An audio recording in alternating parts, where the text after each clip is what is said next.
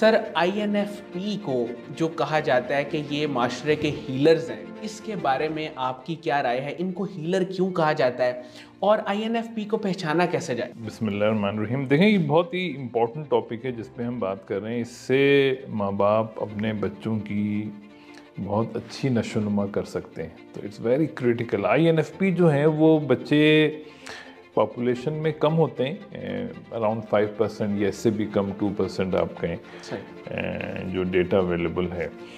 तो इनको पहचानने के लिए, जैसे ये इनकी टाइप में आई और एन और एफ और पी आ रहा है, तो ये बच्चे थोड़े से डिफरेंट होते हैं। थोड़ा सा खामोश तबाह होंगे, बहुत ज़्यादा सोशल नहीं होंगे और बहुत ज़्यादा रिफ्लेक्टिव होंगे, यानी अपनी सोच में, अपनी बातों में थोड़ी सी बात करेंगे फिर। तो ये दो चीज़ें बहुत इम्पॉर्टेंट हैं।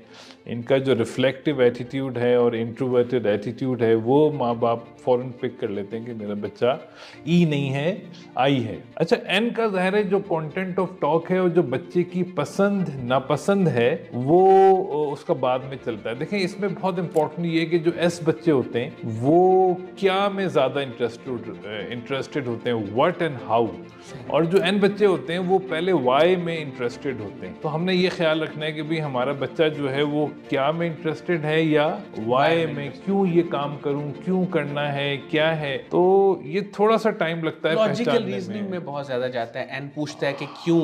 हाँ, यानी वो कोई भी लॉजिकल रीजन हो या इमोशनल रीजन हो, यानी उसको रीजन चाहिए, वजह होनी चाहिए। जैसे आईएनएफपी जो है वो एथिकल या वैल्यू बेस्ड रीजनिंग की तरफ ज़्यादा जाते हैं। उसके बाद ये बहुत हसास, बल्कि मैं कहूँगा वन ऑफ द, यानी जो सबसे हसास तरीन टाइप्स हैं उनमें ये एक आती है आईएनएफपी। बहुत हसास बच्चे होते हैं और इनका जो डोमिनेंट फंक्शन होता है वो इंट्रोवर्टेड फीलिंग है। तो इनकी जो मेन पर्सनैलिटी है वो लोगों को नज़र नहीं आती, वो हिडन होती है। और वो जो पूरी इनकी हिडन पर्सनैलिटी है वो इखलाक और एहसासात और उसूलों पे डिपेंड कर रही होती है। तो ये वालिदैन को समझना होता है कि अगर हमारा बच्चा चुप है तो इसका ये मतलब नहीं है कि वो कोई बीमार है, वो कोई नाराज़ है। इसका मतलब है कि वो एक चीज़ एब्जॉर्ब कर रहा है, वो माहौल से चीज़ें एब्जॉर्ब कर रहा है और वो उसके अंदर एक चीज़ डेवलप हो रही है। और पी बच्चे आर प्लेफुल। पी बच्चे जो होते हैं वो प्लेफुल होते हैं।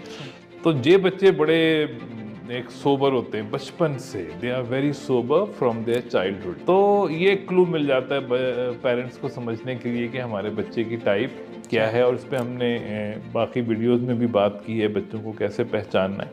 तो INFP जो है वो पहचानना कोई ऐसा मुश्किल नहीं है, लेकिन जैसे हर टाइप को पहचानना बहुत क्रिटिकल है, इस टाइप को भी पहचानना बहुत क्रिटिकल है। लेकिन ज्यादा क्रिटिकल इसलिए है, देखें, 8 तरह के आई बच्चे होते हैं। There are 8 types of introverted kids, बाकी 8 एक्सट्रोवर्ट होते हैं। हाँ, तो ये जो इंट्रोवर्टेड किड्स है ना, इनका बहुत ऑब्वियसली ये बताते नहीं है इन्हें क्या चाहिए। ये अपने जज्बात और एहसासात एक्सप्रेसिव नहीं होते। आपको पिक करना है इनको क्या चाहिए। इसमें ज्यादा एक्सपर्टीज की जरूरत है बीइंग अ पेरेंट। और पेरेंट को मेहनत भी ज्यादा करनी पड़ती है। बिल्कुल, मेहनत ज्यादा करनी पड़ती है और ज्यादा अटेंशन भी देनी पड़ती है इन बच्चों को। मगर फिर मेरा अपना ख्याल है कि ये बहुत रिवॉर्डिंग भी होता है। आप थोड़ा सा बच्चे को समझ लें, एक दफा उसकी सेल्फ स्टीम बिल्ट हो जाए तो फिर ये बच्चे के लिए लाइफ लॉन्ग एसेट होता है।